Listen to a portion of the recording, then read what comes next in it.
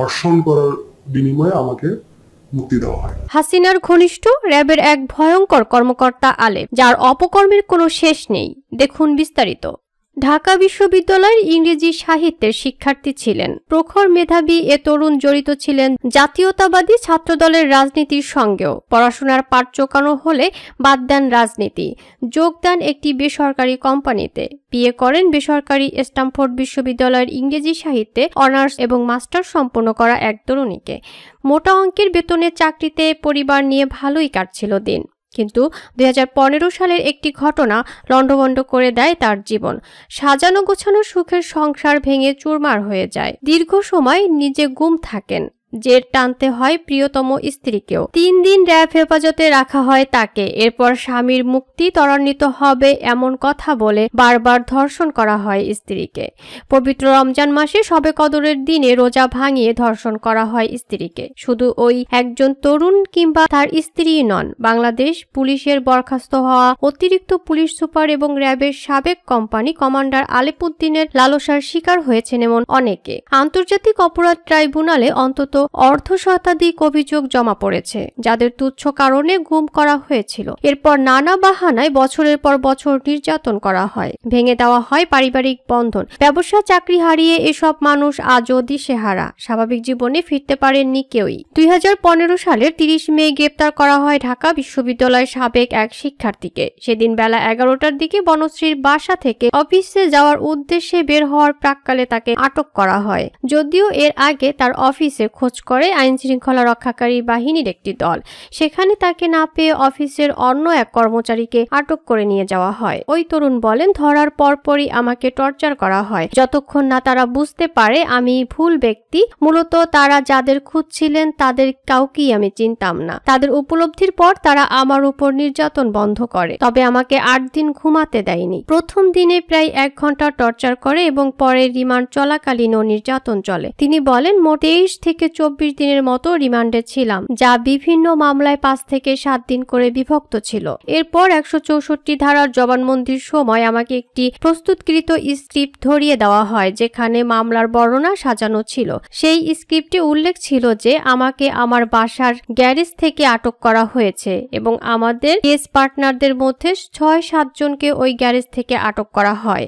কারো হাতে ছুরি, কারো হাতে বোমা এমনভাবে উপস্থাপন করা হয়েছে যেন আমরা একটি ব্যাংক ডাকাতির জন্য বের হয়েছি। তবে ম্যাজিস্ট্রেটের সামনে গিয়ে সত্যটাই বলি। ওই তরুণ বলেন, শেষ পর্যন্ত 5টি মামলা হলো, যার ভিত্তিতে আমি 23 মাস জেল খাটলাম। এই 23 মাসের মধ্যে ডিটেনশন সেলে 8 দিন আমাকে ঘুমাতে দেওয়া হয়নি। ওই তরুণ বলেন, জেল থেকে মুক্তি পাওয়ার পর ব্যবসায় মনোনিবেশ করে, কারণ আগের ঘটনাগুলোর কারণে চাকরি ধরে রাখা সম্ভব হয়নি। 2018 সালের ফেব্রুয়ারিতে আমি আবারও বিপদের মুখোমুখি হই। আমার ব্যবসা প্রতিষ্ঠানের সুপারভাইজার ফোন দিয়ে জানায়, কালো গ্লাসওয়ালা মাইক্রোবাসে কিছু লোক আমাকে খুঁজতে এসেছে। আমি পালানোর সিদ্ধান্ত নেই, কিন্তু এর ফল হয় ভয়াবহ।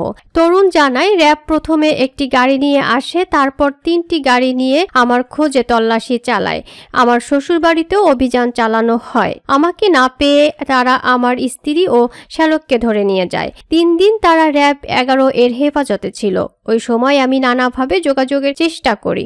তখন আমাকে বলা হয়, আমি ধরা দিলে আমার স্ত্রী এবং শ্যালককে ছেড়ে দেবে। তখন শর্ত দেই যে আগে আমার স্ত্রী ও শ্যালককে মুক্তি দিতে হবে, তারপর আমি আত্মসমর্পণ করব। পরে আমার স্ত্রী এবং শ্যালককে ছেড়ে দেয়। এরপর আমি আমার স্ত্রীকে সঙ্গে নিয়ে গিয়েই র্যাবের কার্যালয়ে আত্মসমর্পণ করি। আমাকে গ্রেপ্তার করার পর আমার ধারণা ছিল তারা হয়তো কিছু জিজ্ঞাসাবাদ করি ছেড়ে দিবে, কিন্তু আমি পালিয়ে যাওয়ার চেষ্টা করায় মামলা লিখে ফেললো। আমাকে আদালতে চালান করলো এবং জেলে পাঠালো। আমার স্ত্রীকে 3 দিন ধরে আটক রাখা হয় র্যাব অফিসে। তাকে এমন একটি সেলে রাখা হয়েছিল যেখানে টয়লেটের সাইডের দেয়াল ছিল না, শুধু সামনের দেয়াল ছিল। সেখানে সিসি ক্যামেরাও ছিল। সেই 3 দিনে তাকে ঘুমাতে দেওয়া হয়নি। খারাপ দৃষ্টিতে তাকানো, আক্রমণাত্মক ভাষা ব্যবহার, জঙ্গির বউ ও জঙ্গি মদতদাতা বলে গালাগাল করা হয়েছে। 3 দিন পর স্ত্রী ছাড়া পেল। এবার আমাকে গ্রেপ্তারের পর 3 মাস পরে জামিন দেওয়া হয়। জামিনের পরে ফের আলেপ উদ্দিন আমাকে স্ত্রী সহ তার অফিসে ডাকে। তার অফিসে যাই, সেখানে আলেপের চেম্বারে আমরা দুজন বসেছিলাম। সেই দিন আলেপ আমাকে কিছু নসিহত করে গেস্ট রুমে পাঠিয়ে দিল এবং বলল, আপনার স্ত্রীর সঙ্গে একটু ব্যক্তিগত কথা আছে। 15 থেকে 20 মিনিট পর আমার স্ত্রী গেস্ট রুমে এলো। আমি প্রথমবার লক্ষ্য করলাম তার চেহারা বিধ্বস্ত, ভেঙে পড়া, চোখ ছলছল করছে, হাঁটতে পারছে না। মনে হলো এমন কিছু তাকে বলা হয়েছে যা তাকে ভীত ও মানসিকভাবে বিপর্যস্ত করেছে। এরপর কয়েকদিন কেটে গেল, কিন্তু আমি লক্ষ্য করতে লাগলাম যে আমার স্ত্রী ক্রমশ মনমরা হয়ে যাচ্ছে, অন্যমনস্ক লাগছে। সে আমার সামনে থেকেও নেই, কথাগুলো শুনছে কিন্তু কোনো প্রতিক্রিয়া দিচ্ছে না, বেঁচে থেকেও মৃতের মতো প্রাণহীন নিস্তেজ। এরপর স্ত্রীকে এভাবে মনমরা হয়ে যাওয়ার কারণ জানতে চাপ দিতে থাকলাম। এক পর্যায়ে আমার স্ত্রী সব ঘটনা খুলে বলে। আমাকে ক্রসফায়ার এবং নির্যাতন করা হবে এমন ভয় দেখিয়ে স্ত্রীকে 2 বার ধর্ষণ করা হয়েছে, শ্লীলতা ও হানি করা হয়েছে।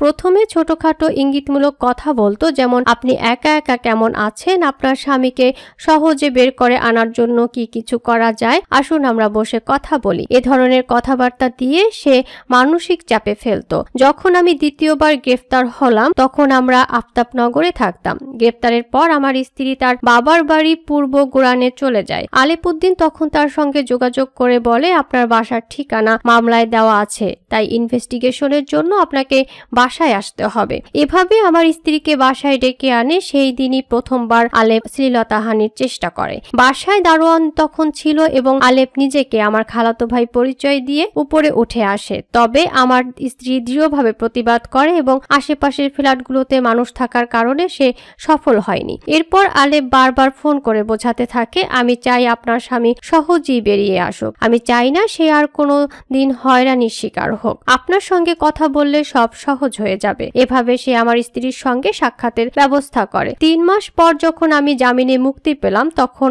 আবার আমাকে রিঅ্যারেস্ট করা হলো এবং থানায় নেওয়া হলো। এবার আলেপ পুরোপুরি পরিস্থিতির নিয়ন্ত্রণ নিয়ে নিল। সে আমার স্ত্রীকে স্পষ্টভাবে বুঝিয়ে দিল, এখন সবকিছু আমার হাতে, চাইলে আমি তোমার স্বামীকে ছেড়ে দিতে পারি, আবার চাইলে নতুন মামলায় ফাঁসাতে পারি এবং চাইলে ক্রসফায়ার দিয়ে হত্যা করতে পারি। এই চাপের মুখে নিরুপায় করে আলেপ আমার স্ত্রীকে তার অফিসে ডাকে। অফিসে দেখা করার পর সে তার ব্যক্তিগত সাদা টয়োটা গাড়িতে করে তাকে নিয়ে যায়। মাঝপথে ইপিজেড পার হয়ে র্যাব অফিসার্স কোয়ার্টারে নিয়ে যায়। সেখানেই ঘটে সেই ভয়ঙ্কর ঘটনা যা আমার স্ত্রী অনেক দিন পর্যন্ত বলতে পারেনি। সেখানে সে আমার স্ত্রীকে প্রথমবার ধর্ষণ করে। ওই সময় আমার স্ত্রী আমাকে ঘটনা জানায়নি, ভেবেছে যদি আমি ভুল কিছু করে ফেলি। কিন্তু বের হয়ে আমি ঘটনা জানার পরে আলেপকে জিজ্ঞাসা করি, তখন সে উল্টো আমাদের ভয় দেখায়, মামলা ক্রসফায়ারও ভয় দেখায়। এরপর আমি জামিনে বের হই, কিন্তু বিভিন্ন সময় আলেপ আমার স্ত্রীকে ফোন দিয়ে ডিস্টার্ব করত, দেখা করতে চাইতো, না করলে নানা ধরনের হুমকি ধমকি দিত। তিনি বলেন, ওই সময়ে রোজার মাস ছিল, সবে কদরের দিন। আমি ইত্তেকাফে বসেছিলাম মসজিদে। তখন আলেপ আমার স্ত্রীকে হুমকি দেয়, সামনের ঈদ মাটি করে দেবে, আমাকে মসজিদ থেকে তুলে নিয়ে ক্রসফায়ারে দিয়ে দেবে। এমন নানা হুমকি ধমকি দিয়ে আমার শ্বশুরবাড়ি থেকে স্ত্রীকে তুলে নেয়। এরপর ওই কোয়ার্টারই নিয়ে যায়। প্রথমবার 3 তলার 7 নম্বর রুমে নেওয়া হয়েছিল। এর পরের বার নিচতলার ঢোকার সময় বাম পাশে। তিনি বলেন, আমার স্ত্রী আমাকে সব ম্যাপ থেকে দেখিয়েছে, ইচ্ছে ছিল মামলা করব, কিন্তু স্ত্রী অস্বাভাবিক আচরণ শুরু করায় আর মামলা করা হয়নি। আমার স্ত্রী আর এই ট্রমা থেকে বের হতে পারেননি। দিনের পর দিন কেবল কান্না করতেন। রাতে মোনাজাতে 2 হাত উঠিয়ে কান্না করতেন, ফ্লোরে গড়াগড়ি দিয়ে কাঁদতেন। মানুষটা আমাকে খুব ভালোবাসতো, কি সুন্দর সংসার ছিল, সব সময় হাসি খুশি, বেশি চাওয়া পাওয়ার ছিল না, কিন্তু সব শেষ করে দিল। বড় বড় মানসিক চিকিৎসকের শরণাপন্ন হয়েছিলাম, বিভিন্ন স্থানে বড় বড় ডাক্তার দেখিয়েছি, কিন্তু উন্নতি হয়নি। তিনি বলেন, যখন আমার স্ত্রী হাসপাতালে কথা বলতে পারতেন না তখনও চোখ খুলে আমার দিকে তাকিয়ে কাঁদতেন, যেন ক্ষমা করে দেই। ঘটনার পর থেকে কখনো আর স্বাভাবিক হতে পারেনি, শুধু আমার কাছে এবং আল্লাহর কাছে ক্ষমা চাইতেন। আলেপ উদ্দিনের বিরুদ্ধে অর্ধশতাধিক অভিযোগের প্রায় সব অভিযোগই রয়েছে এমন নির্মম নির্যাতনের বর্ণনা। কোথাও কোথাও বিকৃত কথাবার্তা বলে মানসিক পীড়নের অভিযোগও পাওয়া গেছে তার বিরুদ্ধে। নির্যাতনের শিকার অনেক ব্যক্তি বলেছেন আলেপ বিকৃত রুচির মানুষ, সবসময় নারীদের নিয়ে নোংরা কথা বলতেন। ভুক্তভোগীদের পরিবারের নারী সদস্যদের নিয়েও নানা কুরুচিপূর্ণ কথা বলতেন। ঢাকার তেজগাঁও এলাকা থেকে তুলে নেওয়া হয় বহুজাতিক একটি কোম্পানির কর্মচারীকে। নিজের উপর হওয়া নির্মম নির্যাতনের বিচার দাবি করে তিনিও ট্রাইব্যুনালে অভিযোগ দিয়েছেন। তিনি বলেন, আমি স্বল্প বেতনে চাকরি করতাম একটা বহুজাতিক কোম্পানিতে, কিন্তু সেখান থেকে আমাকে তুলে নিয়ে নির্যাতন করে আলেপুদ্দিন। দিনের পর দিন একটা বদ্ধ ঘরে উলঙ্গ করে রেখে নির্যাতন করা হয়েছে। টানা 2 দিনে একটু পানি পর্যন্ত খেতে দেওয়া হয়নি। তিনি বলেন, মারধর করার সময় আলেপ পাগলের মতো হয়ে যেতেন।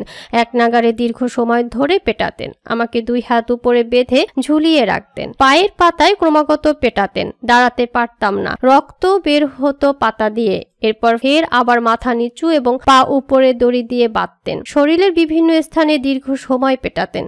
মুখ নাক দিয়ে রক্ত বের হয়ে যেত, কিন্তু আলেপ থামতেন না। তিনি বলেন, যা বেতন পেতাম তা দিয়ে কষ্ট হলেও ভালোই কাটতো দিন, স্ত্রী এবং 2 সন্তান নিয়ে। কিন্তু আমি বের হওয়ার পর দেখি স্ত্রী অসুস্থ হয়ে গেছে, স্বাভাবিক নেই, ঠিকমতো কথা বলতে পারে না, রাতে ঘুমাতে পারেন না, কোনো কাজও করতে পারেন না। এভাবে অনিয়ম করতে করতে মাথার সব চুল পড়ে গেছে, শুকিয়ে কাঠ হয়ে গেছে। মানসিক ডাক্তার দেখিয়েও কোনো উন্নতি হয়নি।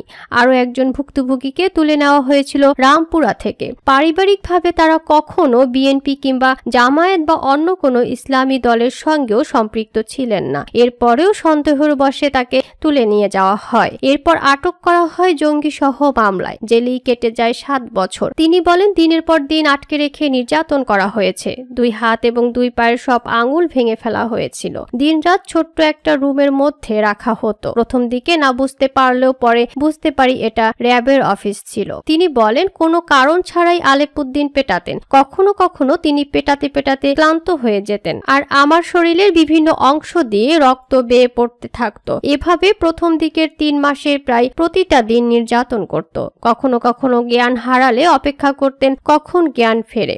অমানুষের মতো পেটাতেন। তিনি বলেন, কোনো কারণ ছাড়াই মানসিক যন্ত্রণায় রাখতেন। যেহেতু আমি গুম হিসেবে ছিলাম, তাই বাইরের কোনো কিছুই জানতাম না। পরিবারের সদস্যরা খোঁজ পেয়েছিল কিনা তাও বুঝতে পারিনি। তবে নির্যাতনের মধ্যে আলেপ আমার স্ত্রী, বোন এবং মাকে নিয়ে কুরুচিপূর্ণ কথা বলতেন। কখনো কখনো বলতেন, তোর স্ত্রীও কয়েকদিন ধরে এখানেই পাশের রুমে আছে, আমরা আনন্দ ফুর্তি করছি। মাঝে মাঝে বোন আর মাকে নিয়ে এমন নানা কথা বলতেন। তখন খুব ভয় কাজ করত। খুব করে চাইতাম আমি যেন মারা যাই। এ কারণে খুব করে পেটালেও ওর দিকে রুদ্রমূর্তি নিয়ে তাকিয়ে থাকতাম। কিছু বললে আমিও উল্টো বলতাম, চিৎকার করে অভিশাপ দিতাম। আমি চাইতাম যেন আমাকে আরো বেশি পেটায় আমি মারা যাই। নিজের মা, বোন আর স্ত্রীকে নিয়ে যা বলতেন মানতে পারতাম না। যেহেতু আমি বাইরের কিছু জানি না, তাই আতঙ্ক আর ভয় ছিল। আন্তর্জাতিক অপরাধ ট্রাইব্যুনালের ICT chief prosecutor Tajul Islam গণমাধ্যমকে বলেছেন, আলেপুদ্দিনের বিরুদ্ধে অভিযোগ সবচেয়ে মারাত্মক। স্বামীকে ক্রসফায়ারে হত্যার হুমকি দিয়ে স্ত্রীকে ধর্ষণের তথ্য পাওয়া গেছে তার বিরুদ্ধে। তিনি অসংখ্য মানুষকে গুম ও নির্যাতনের সঙ্গে জড়িত। নিষ্ঠুরতম পন্থায় নির্যাতন করেছিল। ইলেকট্রিক শক দেওয়া, চোখ বেঁধে রাখা, উল্টো করে ঝুলিয়ে পেটানো সব তিনি করেছেন বলেন চিফ প্রসিকিউটর। চিফ প্রসিকিউটর আরো বলেন, সবচেয়ে মারাত্মক যেটা করেছিলেন, গুম করে স্বামীকে হত্যার ভয় দেখিয়ে স্ত্রীকে রোজার মাসে রোজা ভাঙিয়ে একাধিকবার ধর্ষণ করেছিলেন। এর তথ্য প্রমাণাদি আমাদের কাছে এসেছে।